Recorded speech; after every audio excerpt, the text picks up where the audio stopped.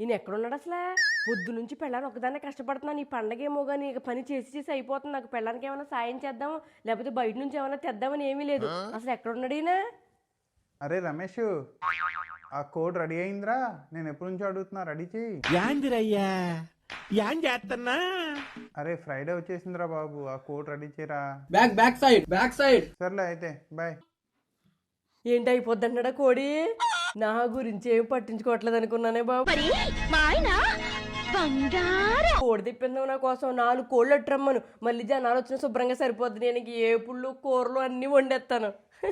ఏంటి నీకేమైనా పిచ్చి పట్టిందా? కోడి ఏంటి? కోడి గురించి ఎందుకు మాట్లాడుతున్నావు ప్రశాంత్గా? అగో అతను ఎవరన్నా తెమ్మంటున్నావు కదా కోడి. ఆల్రెడీ ఫ్రైడే కూడా వచ్చేసిందని చెప్తున్నావు కదా, నాకు తెలియదు అనుకున్నావు ఏంటి?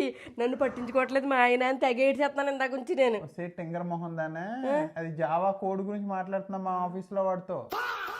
ఆఫీసులో కోడా? కోడి కదా. అనుకున్నదొక్కటి అయినది ఒక్కటి. నీకు పోయింది, మైండ్ పోయింది. కోడి కోడి అని చెప్పి నీకు పిచ్చి పట్టేసేటట్టుంది.